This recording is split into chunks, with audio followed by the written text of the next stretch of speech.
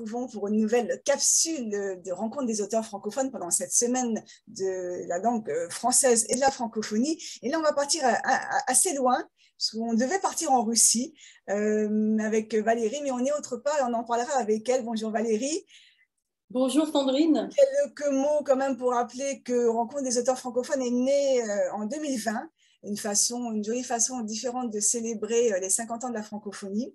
Et donc, cette année, nous renouvelons notre participation à la semaine de la langue française et de la francophonie avec cette année le thème choisi par le ministère de la Culture qui est détonnant. Et donc, nous rencontrons pendant une semaine des auteurs détonnants un peu partout dans le monde. Donc, direction Moscou ou presque, parce que c'est effectivement là où on devait être à la base. Mais les événements en ont décidé autrement. Valérie, où êtes-vous? Oui, bah, écoutez, je vais être à Moscou et puis en 15 jours, nous avons décidé de partir soudainement au Kazakhstan, à Nur-Sultan, qui est l'ancienne Astana, en fait la capitale du Kazakhstan, suite aux événements russes. Voilà pourquoi nous nous retrouvons à Nur-Sultan en ce moment. Oui, et comment allez-vous? Tout va bien? Tout se réorganise? Tout va bien, je vous fais dans ma cuisine, c'est très russe ça de recevoir dans les cuisines pour discuter. Ma cuisine un peu vide parce que mon déménagement n'est pas arrivé. J'ai juste emporté quelques petits souvenirs russes, là, quelques matrioshkas, histoire d'être un peu chez moi. Voilà, non, écoutez, tout va bien. On n'est pas sous les bombes. Évidemment, on a dû tout réorganiser assez rapidement. Donc, tout ça va se gérer bien tranquillement. Et puis, on aime bien l'Asie centrale. Donc, et puis, on a un grand soleil. Nouvelle aventure. Peut-être que vous prendrez la plume pour l'écrire d'ailleurs un jour. En attendant, on va parler des deux livres que nous avons ici aux États-Unis sur Rencontre des auteurs francophones, qui sont deux très petits jolis livres, totalement différents dans leur approche. Je vais vous laisser une minute, Valérie, pour les présenter. Oui, alors mon premier livre, c'est Je m'appelle Fantine.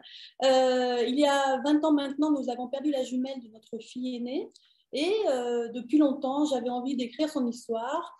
Je n'avais pas pris le temps de le faire et je l'ai fait en 2019-2020. Voilà, et ça a été vraiment cathartique. Ça m'a vraiment permis de clore cette histoire joliment, on va dire, et de la laisser s'envoler. Voilà, parce que j'ai mis 18 ans à parler d'elle sans pleurer. Donc là, maintenant, elle a son livre. Et je suis vraiment heureuse de ça. Là, et l'épicerie d'Antoinette, c'est pendant le Covid, j'étais confinée, retirée dans ma maison corésienne. Et quand nous avions rénové la grange de famille, j'avais gardé chaque objet que ma grand-mère vendait. Et pendant le Covid, mes yeux se sont portés sur la caisse en bois où étaient rangés ces objets. Et j'ai eu envie de, chaque jour sur Instagram, poster un objet avec un texte. Et donc, l'idée, c'était de raconter l'histoire de ma grand-mère, donc de cette femme, de cette famille, de ce village et de l'époque, par l'objet. Et une fois que j'ai eu fini, donc j'ai fait 51 posts, ce qui a vraiment du sens pour une épicerie café. Et au bout de l'histoire, je me suis dit, tiens, ça pourrait faire un livre. Et donc, voilà, j'ai décidé de publier L'épicerie d'Antoinette. Voilà, photos, texte. Effectivement, des photos à chaque page. Voilà. Il y a beaucoup d'émotions dans vos livres, même si le sujet est bien sûr très différent. Mais il y a toujours beaucoup d'émotions parce que ça en appelle, je pense, à quelque part une partie de nous. Et donc, on se retrouve dans les livres. Et moi, j'ai beaucoup aimé l'épicerie d'Antoinette parce que je trouve qu'en ce moment, on a tous besoin de se rattacher à nos racines, à des choses qui sont profondes. Et donc on part dans l'épicerie d'Antoinette comme dans nos propres souvenirs. Donc, voilà, ce sont des jolis petits livres que je suis heureuse d'avoir ici pour les présenter aux francophones des États-Unis. Alors, on va parler un peu de vous. Vous avez fondé votre société qui s'appelle Le Temps d'écrire. Alors, c'était pour écrire, mais pas que, puisque vous corrigez également aussi des textes et puis vous les traduisez. Vous aviez une carrière avant et tout d'un coup, il y a eu l'appel de l'écriture. Racontez-nous cette aventure. En fait, j'ai une carrière, oui, dans le transport international et j'ai passé ma vie à suivre mon mari. Donc, j'ai passé ma vie à me réinventer finalement. J'ai quitté Paris pour Poitiers et donc à Poitiers, il n'y avait pas trop de société de transport international à l'époque. Du coup, j'ai enseigné le transport pendant 15 ans. Ensuite, nous sommes partis à Moscou. J'ai enseigné le commerce international à la faculté. Je me suis formée au FLE, donc l'enseignement du français langue étrangère. Et puis, à un moment, le ministère des Affaires étrangères, dont dépend l'Institut français, a demandé aux profs d'être inscrits en auto-entrepreneur et en tant que Français, on n'a pas le droit de le faire en Russie. Donc là, je me suis dit, bon, ben, ça, je ne peux plus le faire. Et j'avais vraiment depuis longtemps envie de monter mon propre business. J'avais des copines en Russie qui avaient monté le leur en freelance et je me disais, mais à tout prix que je trouve une idée. J'ai fait un coaching et voilà, l'écriture s'est dessinée, sachant que j'écrivais depuis longtemps. J'avais écrit des chroniques sur la Russie, j'écrivais pour le magazine Russie Info. Voilà, donc c'était pas nouveau. Et je me suis lancée. Le coach m'a vraiment aidée à me prendre par la main et à y aller. Parce qu'on a toujours des freins. On n'ose pas. On se dit toujours, est-ce qu'on est légitime? Exactement. Et puis quand les premiers clients arrivent et que les premiers clients contents arrivent, ça nous aide à nous sentir complètement légitimes. Voilà. Et aujourd'hui, je fais vraiment ce que j'aime, écrire. C'est magnifique, il faut le faire. On n'a qu'une vie, donc il faut en vivre plusieurs. Vous êtes un bel exemple de ça, ceci étant, Valérie. Donc, vous vivez à Moscou depuis 2013. Quelle est la place d'un auteur francophone dans un pays où le français n'est pas la langue? Comment on trouve sa place en tant qu'auteur? Moi, je suis devenue auteur à la fin de mon expatriation à Moscou, finalement. On trouve sa place, de toute manière. Il y a un cercle de français partout dans le monde. Donc, en fait, on réseaute, on se fait connaître. Voilà, c'est surtout comme ça, finalement. Et donc, moi, j'ai commencé à faire des ateliers d'écriture à l'association Moscou Accueil, chez moi, à la maison. Donc, j'avais un groupe de femmes.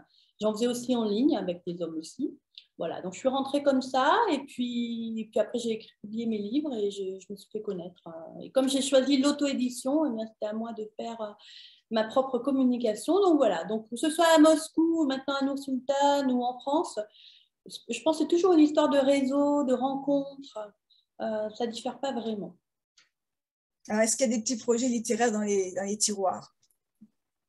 Oui, j'ai un livre, un roman pour le coup, parce que je n'ai pas encore écrit de roman. Un roman qui se passe en Russie. Alors, j'ai écrit le début et la fin. Que j'avais la fin, je l'avais en tête, je voyais les images, c'était très cinématographique pour le coup. Et bien évidemment, le centre, le milieu du roman va s'en trouver changé par ce qui se passe en ce moment. J'avais une idée de ce qui allait se passer, mais forcément, parce que là j'ai une grande peine pour mes amis russes et ukrainiens. C'est des peuples frères. Tous les Russes ont des Ukrainiens dans leur famille et inversement. Ils sont abasourdis. Une amie russe m'a dit qu'elle avait honte. Il faut vraiment que la communauté internationale prenne conscience, j'en profite pour le dire là, que les Russes ne sont pas leurs présidents. Voilà. C'est très compliqué pour eux de se rebeller. Ils ne peuvent pas vraiment le faire. Alors, bien sûr, on le voit. Donc, voilà. Donc je pense que mon roman, le cœur du roman va s'en trouver changé forcément. Non, mais quand on colle à l'actualité et quand on place ces personnages dans un cadre actuel, on est toujours un peu obligé d'avoir effectivement… Même si ce n'est pas un roman d'actualité, ce n'est pas un roman politique ni historique, mais forcément, moi je suis quelqu'un de très sensible, forcément ça va s'en sentir dans le roman et l'histoire va s'en trouver changée, de fait. Alors, vous êtes un peu l'auteur détonnante du jour, Valérie, puisque rien ne semble vous abattre. Vous voilà dans un nouveau pays avec un nouveau challenge.